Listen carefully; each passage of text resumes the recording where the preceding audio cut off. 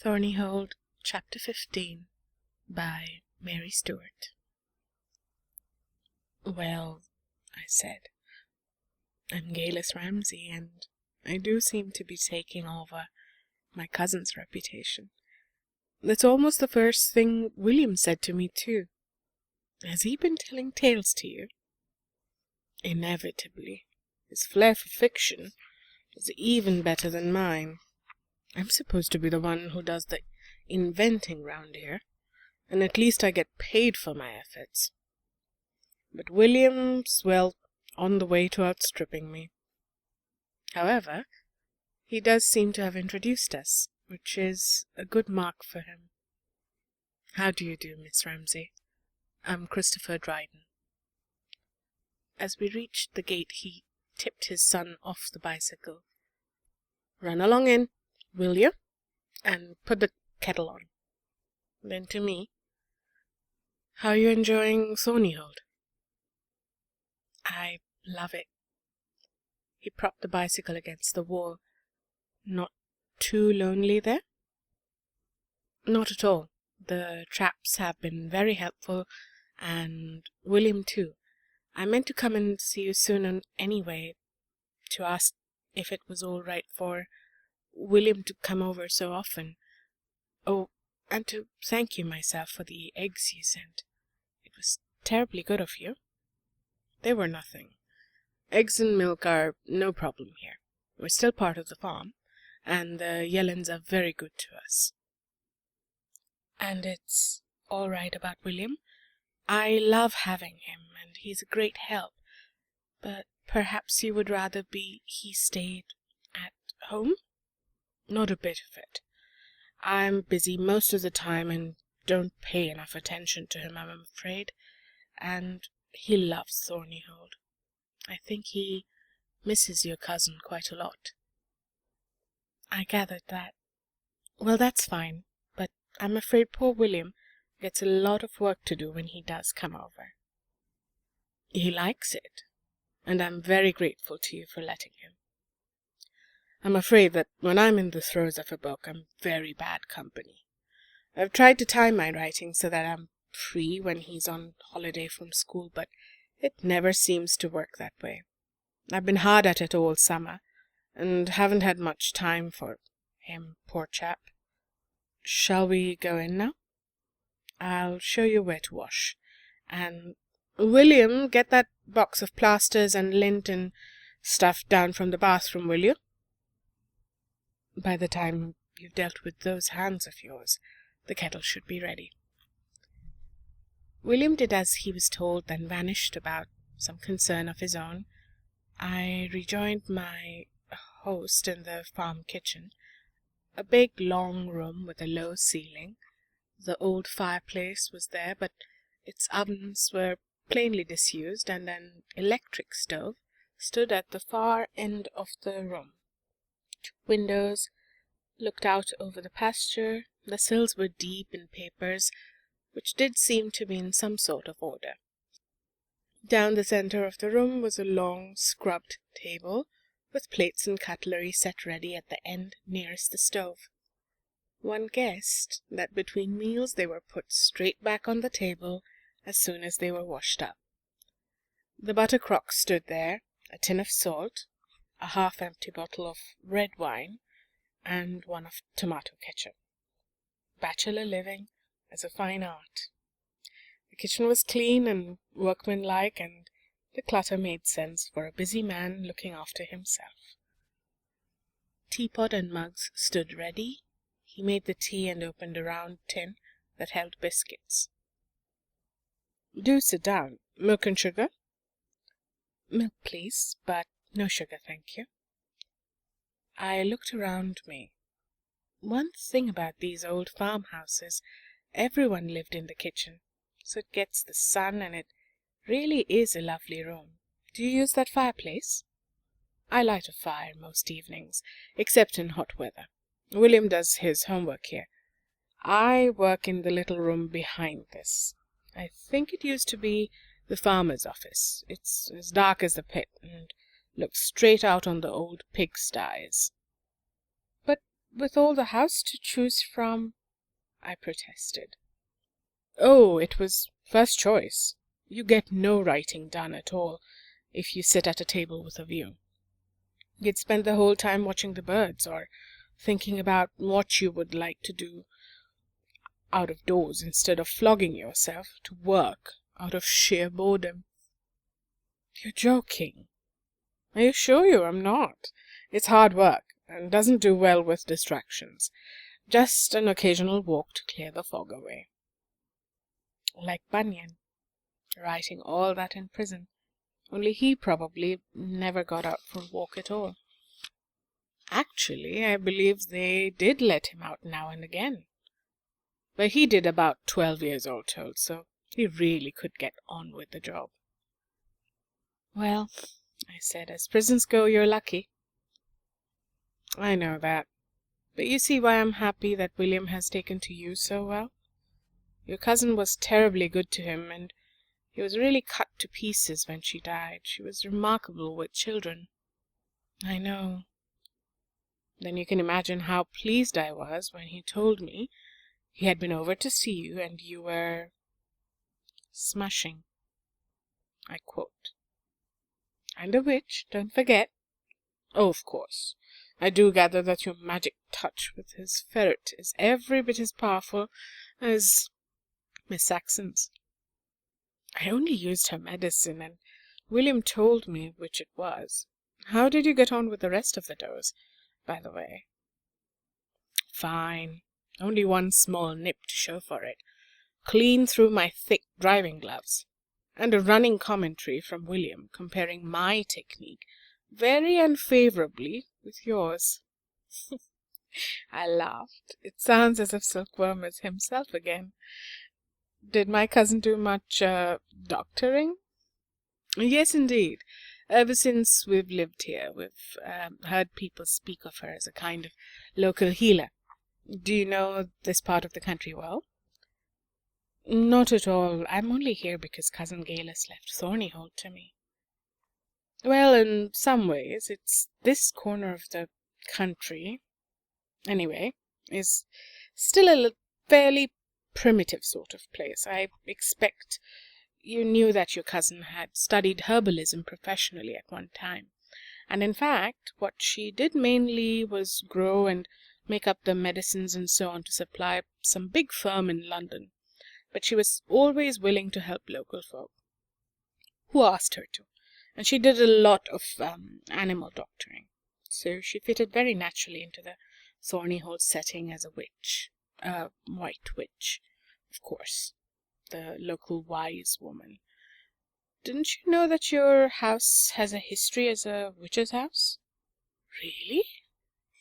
Well, I know it's got its own magic, but a witch's house? I've always pictured a witch's cottage as being small and dark and windowless, with a smoky thatch and a cauldron over the fire. But Thornyhold is so 18th century respectable. It's a charming house. So it is. But in the mid-19th century, the squire's widow from the big house retired there and took to witchcraft in a big way. She lived there for 70 years and died at the age of 92, and the house has lived on, old Goody Goslow's reputation ever since. Good heavens, at Thornyhold? Then I hope she was a white witch too. Oh, yes. In fact, the poor girl was highly religious, and had been driven out by her rake of a husband, who was a pillar of some local hellfire club, and a Satanist as well, it's said. So Lady Sybil set to work to defend herself and her dower house against the devil's works. Thornyhold was actually the agent's house, but the agent had married the lady's former nurse, and he and his wife took her in. No doubt Squire Goslow, when he was sober enough, might have got round to turning them all out, but he died soon after the day they were left in peace. Lucky for Lady Sybil. But I thought you said she was a white witch. Oh, she had nothing to do with his death. Local chronicles have it that his various excesses caught up with him at an early age. He was in his 30s. The estate passed to a nephew who seems to have been away most of the time. In any case, he left well alone at the Dower House. The big house was burned down in 1912, I think it was, and the last male of the family was killed on the Somme, which left old Lady Sybil, Goody Gosler, by that time, still at Thornyhold, still defending herself against the devil's works, and living in peace till her death in 1920. What is it? Nothing, really. Her initials, SG. There's an old watercolor, a picture of the house in the drawing room, and it has SG in the corner. I thought at first that the monogram was GS, but she must have done it. Probably.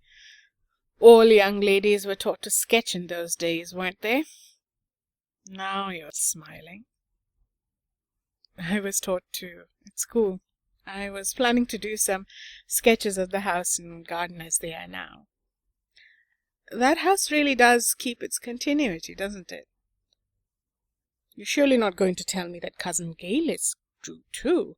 I've never heard of it. Oh, no, all her time was taken up with the garden and her herbs.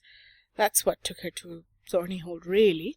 She saw it when she was plant hunting at Westermain, and the old people, the couple who lived on there after Lady Sybil's death, showed her round, and she found the place irresistible.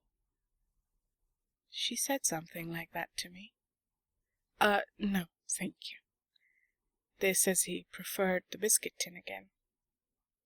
But I'd love a little more tea, please, if there's enough. Just half. That's lovely. Thank you. What did you mean, the defenses against the devil and so on? You won't have noticed how the place is planned. I mean the garden. Planned? Well, the herb garden, of course, but what else? What's so special? It's defended against witchcraft and black magic. You've got yew and juniper at the southwest corner of the house, and there's ash and rowan and a bay tree, and then the quickthorn hedge with some of the holy thorn of Glastonbury planted against it, and of course elder trees. Your cousin once showed me the lot. She was highly intrigued by the story, and took care to keep it as it had been. Trefoil, Johnswort, Vervain, Devil, hinder witches of their will, I quoted. What's that? Cousin Gillis's potpourri. She guarded her still room too. Did she really? Well, that doesn't surprise me. She never said anything about this to you, then? Well, no, she never told me the story of the house. She just said it seemed made for her, and she'd taken it on. I see now what she meant. Actually, I didn't know her at all well. She came to see me 2 or 3 times when I was a child, and that was all. It was rather lonely and a bit unhappy, and it seemed as if she just turned up when I needed her. She used to take me for walks. I loved going with her, and I think I learned a lot. I don't mean about herbalism or anything like that, but she taught me to identify plants and flowers, and a lot about animals and birds too. I did ask her once if she was a witch, and she just laughed. I think that when I was a child, I thought there was some kind of magic about her. And I know it now, I added,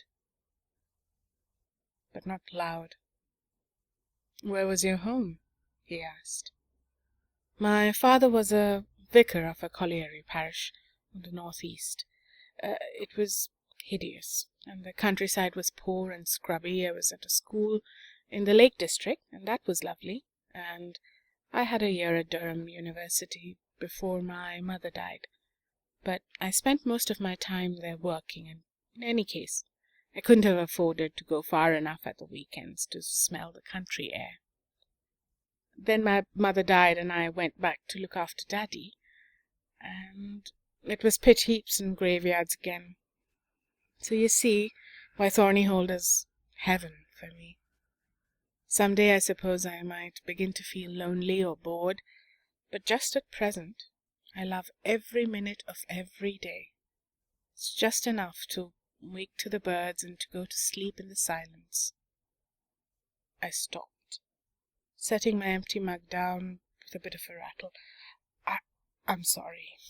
You're too good a listener, and maybe when one lives alone, however much one likes it, one gets too talkative. Were you taking the air to clear the fog today, then? I thought you were the shepherd. Yes, I'd done my stint for the day. Then I'm not keeping you back from your work? I ought to go now anyway. Thank you for the tea. Why must you? I assure you, I've come to one of those natural breaks in the book where one can walk away and let things go on working in the subconscious. It's true. Don't look so unbelieving. It means I can afford to tear myself away from my view of the pigsties and go out on parole as much as I like and you'll put up with.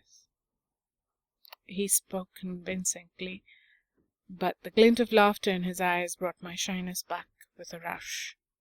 I said uncertainly, "It's very nice of you, but I really ought to be going.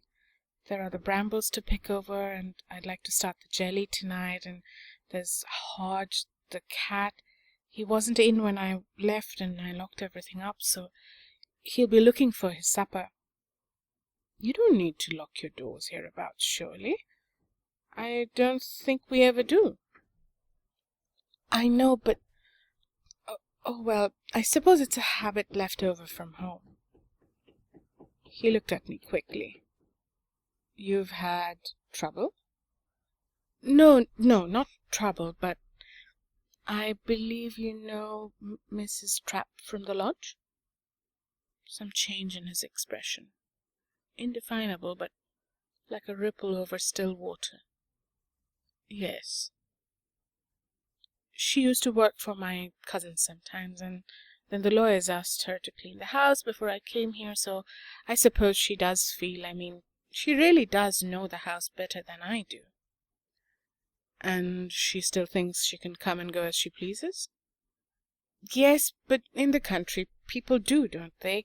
Come in without knocking and that sort of thing." "To some extent, yes. She used to come here quite often. The same sort of thing. Very kind and helpful, but of course I can't do with interruptions at random, so I had to tell her so." I was thinking that William had told me. I decided to be as direct as he had been. "Do you like her?" That faint touch again of what could be embarrassment. "Like? I hardly know, as I said. She's very kind, but do you trust her?" "Oh, certainly. William's been talking, has he? I told you he had too much imagination. Well, the truth is, she used to bring all sorts of dishes, and she's a beautiful cook. But one couldn't help remembering the gossip." "Gossip?" He hesitated, then looked up, smiling. "Yes, why not? You live here now, so you'll hear it soon enough. Mrs. Trapp is one of the local ladies who, as your cousin did, practice herbalism. A wise woman, a witch, if you like. I'm sure she would like you to think of her that way. Perfectly harmless, of course, but there are stories. She is supposed to have given her mother some dose or other which stole the old lady's wits away. Nobody blames her. In fact, the general opinion is that Mrs. Trapp was generous not to poison her mother outright. The old woman was a Tartar. But now she's as mild as a kitten and happy with it. Spends all her time in her rocking chair by the window, looking out at nothing, or doing crochet work and singing to herself. I think I saw her behind the curtain in the little lodge on the right." "That's it. What I think really happened is that Mrs. Trapp feeds her some sort of tranquilizer, and maybe exaggerates the dose a little. But the old lady's happy and comfortable and very well fed, and Agnes and Jessamy have a bit of peace for a change." He laughed at my look. "You see why I'm a bit wary now of her cakes and pies?" "Yes. But what would she want to do to you?" "I can't imagine. Before I heard the tales about the old lady, I used to eat them and be thankful. I really discouraged her, because I told you I can't do with interruptions, and she used to walk in at any time with some dish or some baking that of course one had to stop and sample and thank her for." "Fudge," said William from the doorway. "And homemade toffee. It was smashing too. Dad hardly ever eats sweets, so he gave it all to me. Would you like to come and see Silkworm now?" "Is he all right?" "He's fine." "Well, do you mind if I look at him some other time?" I got to my feet. "I really ought to go. Thank you for the tea and the first aid." "You're very welcome." My host had risen when I did. "William, take Miss Ramsay's basket out and fix it on her bike, will you?" Then as the boy ran out, "Look, please don't worry about Mrs. Trapp. She was a great admirer of Miss Saxon, and she'll wish you nothing but good, I'm sure. To answer your question properly, yes, she's honest. Did your cousin leave an inventory?" "Yes, there was a copy of it, along with a copy of her will. I never checked it. Should I?" "Only to set your mind at rest. You'll find nothing has been touched.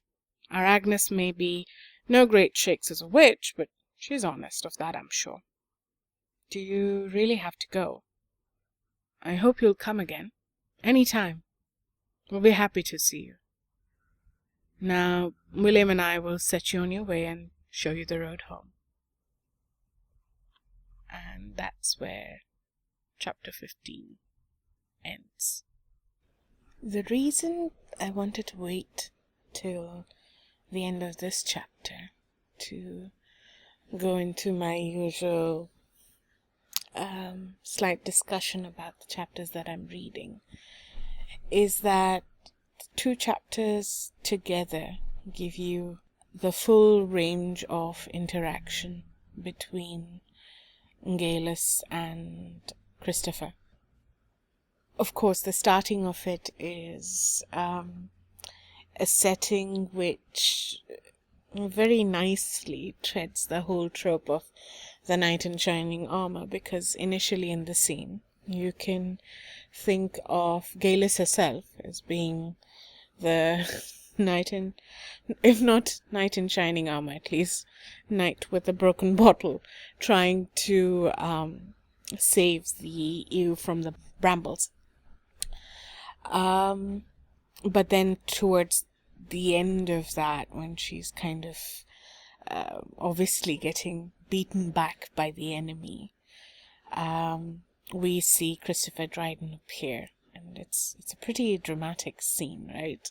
I mean, if we see it through Christopher's eyes, here's this woman, scratched and bloody with a broken beer bottle, almost what looks like hacking away at a sheep. So I don't disagree with the way that he approaches her. But the switch is a quick one, and we see him starting to help her, and even in that kind of a heated moment before she snaps back at him, she still gives a description where you can see the underlying I would say attraction. And interestingly enough, in a lot of these kind of books, I don't know why, but this term of the men being described with grey eyes seems to come up quite a lot. Not quite sure what that signifies. If any of you know, do let me know. Their meeting and subsequent talk and everything, I think it foremost the like a comparative meeting that it brings to my mind is from another one of my very, very favorite novels, Jane Eyre, And it's the scene where Jane is heading towards town on foot to post some letters. And I think, if I remember correctly, it's the evening. And she's crossing this bridge, and there's a low-lying mist on the bridge, I think. And she stops on the side to look at the fish in the river or something similar. And Mr. Rochester, who is coming up, bounding up on his horse with his huge dog beside him, his horse gets startled by Jane and I think throws off Mr. Rochester, and he hurts his leg. And this is where probably the associations for me become the biggest thing. Is Mr. Rochester calls Jane a witch at that point. Not very strongly as in cursing at her, but yes, there's definitely this sense of he believes that she has bewitched his horse. And he's cantankerous, and he's ordering her around. So I think that's where I guess I see the similarity of, there's a slight magic to it, mystical atmosphere. There is, just like this one, where at the end Christopher calls her a witch, again in a very different context. Mr. Rochester does the same. And in both, what I find is the female characters have not been drawn up as purely ones who are damsels in distress. Gillis was trying to free the ewe as best as she could, and Christopher gives a hand. And in Jane's case, she actually does give Mr. Rochester a hand so he can get back on his horse and go home. But you see the women having a certain effect on the men as well. And in Thornyhold, we see her slowly accompanying Christopher back, and Christopher recognizing the fact that this is Gillis, because William has been visiting her often and has called her smashing, as he notes. And then there's the kind of lovely exchange of just historical information about Thornyhold, and Gillis suddenly feeling open enough to kind of just start talking about herself. When she starts talking about how she used to look forward to Cousin Gillis's visits, how she was a lonely child, what it was like when her mother passed away and she had to go back to the pit heaps and everything. And then she catches herself that, oh dear, am I revealing too much? Am I prattling on too much? So that shows the comfort level that she has already reached. Similarly, in a similar vein, not exactly the same, but in a similar vein, when Jane Eyre goes back to the house, she's called in to talk to Mr. Rochester, and he asks her very prying questions, like I think the very first meeting, and he asks her if she thinks he's handsome, and she very directly says no. We don't see Gilly being that direct, but there's a similar kind of recognition of what I would call as similar souls in each other, I would say. Mr. Rochester finding that he could probably talk to Jane about things, open up to her about things, and she would just quietly listen.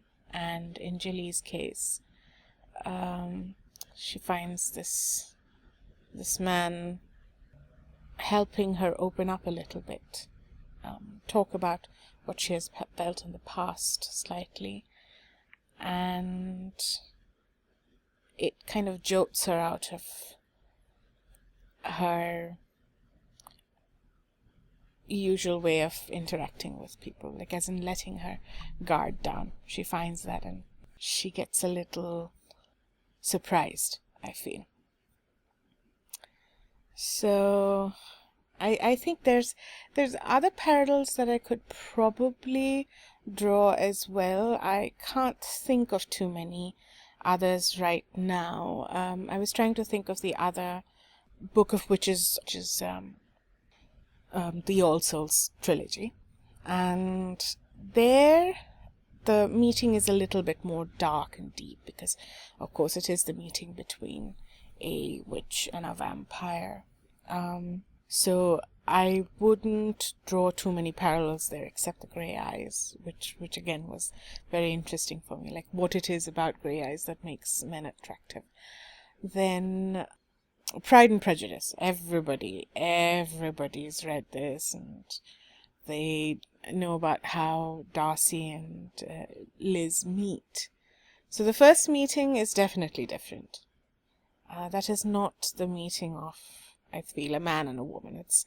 It's the meeting of, I don't know, somehow emotionally adolescent people. But the second one, once Darcy had understood what his wrongs are, and Elizabeth is in a different state of mind, and she goes to Pemberley. I think that meeting, which again, interestingly enough, if I take the Thornyhold scene, the Jane Eyre scene, and the Pemberley scene from Pride and Prejudice, each one of them has an accompanying animal. Again, not to be drawing too many conclusions here, but it's interesting. I think the introduction of a creature into the scene, which is probably not going to be able to speak, but still gives the characters some kind of, I don't know, opening maybe. So in Pride and Prejudice, I believe Darcy's dogs come round the corner first, before Darcy does himself. So she knows before she's about to be surprised by Darcy. As far as what she's really feeling within herself, I think we should wait till the next chapter to see that, because it'll be interesting to see how she, when she's away from him, how she acknowledges what she's feeling to herself. So yes, let's look forward to the next chapter.